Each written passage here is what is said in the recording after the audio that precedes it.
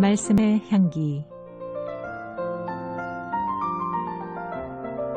오늘은 경기도 김포시 믿음의 교회 신형섭 목사입니다.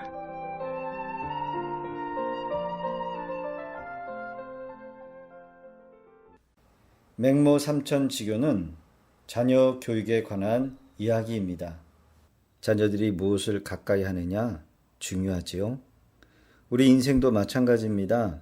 인생의 행복, 불행, 성공과 실패는 무엇을 가까이 하느냐 혹은 누구를 가까이 하느냐 따라 결정되는 것입니다. 축구공을 가까이 하면 축구 선수가 될 가능성이 크지요. 술을 가까이 하면 술 주중뱅이가 됩니다. 불건전한 친구와 가까이 하면 불량배가 되고 착실한 사람과 가까이 하면 착실한 인생이 됩니다. 시편 73편 28절에 다윗은 이런저런 세상 경험과 인생 경험을 하고 난 내린 결론으로 이렇게 간증합니다. 하나님께 가까이 함이 내게 복이라. 내가 주 여호와를 나의 피난처로 삼아 주의 모든 행적들을 전파하리이다. 하나님께 가까이 하는 것이 진정한 축복이라는 거죠. 그래서 자신은 하나님을 가까이 하고 피난처로 삼고 꼭 승리해서 그것을 간증하리라 선포합니다. 맞습니다. 하나님을 사모하며 하나님께 가까이 하는 자는 복입니다. 하나님을 가까이 하는 자가 행복합니다. 하나님을 가까이 하는 자에게 복을 주십니다. 우리가 하나님을 가까이 한다면 하나님의 말씀을 가까이 해야 합니다. 예배를 가까이 해야 합니다. 우리는 자주 하나님 앞에 나아가 기도해야 합니다. 하나님을 나의 마음에 모시고 하나님과 가까이 살아야 합니다. 하나님을 가까이 하면 어둠의 권세가 접근하지 못합니다. 구원받은 성도는 하나님을 가까이 하기에 힘써야 합니다. 하나님을 가까이 하는 것이 생명을 얻는 유일한 길이기 때문입니다. 예수님께서 이 땅에 공생에 계실 때에도 하나님을 가까이 해야 하는 이유와 중요성을 포도나무 비유로 말씀하셨습니다. 요한복음 15장 4절에 내 안에 거하라 나도 너희 안에 거하리라.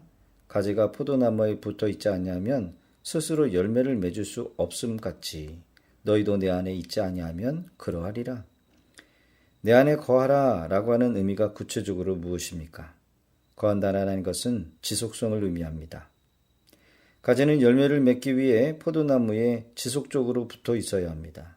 포도나무와 가지는 끊임없이 교제해야 합니다. 나무로부터 영양분을 공급받아야 합니다. 우리는 예수님으로부터 말씀과 사랑을 공급받아야 합니다. 비바람이 불고 폭풍이 불어쳐도 붙어 있어야 합니다. 질병의 시험, 사업의 실패, 학과의 공부의 실패가 있어도 예수님께 가까이 붙어 있어야 합니다. 봄바람이 불고 세상에 아무리 좋은 것이 있어도 붙어 있어야 합니다. 형식적으로 붙어 있는 것이 아닙니다. 진정으로 가까이 붙어 있어 생명력을 공급받는 것입니다. 성령이 충만해야 합니다. 나무에 붙어 있으면 많은 열매를 맺습니다. 아주 자연스럽게 열매를 맺습니다. 그러나 가지가 나무를 떠나면 가지는 말라 비틀어집니다. 아무것도 할 수가 없습니다. 마치 어머니와 태아가 탯줄로 연결된 것 같습니다. 탯줄이 끊어지면 태아는 죽음입니다. 마찬가지로 우리와 예수님의 관계는 생명으로 맺어진 관계입니다. 아무도 끊을 수 없는 사랑의 관계입니다. 저희 교회를 방문하신 목사님들이 교회에 와서 놀라는 게 있다면 낮에 성도들이 기도하러 올라와 기도의 소리가 끊이지 않는다는 것에 놀라워합니다. 성도님들이 하나님과 가까이 하기 위해 자주 기도의 자리에 올라옵니다.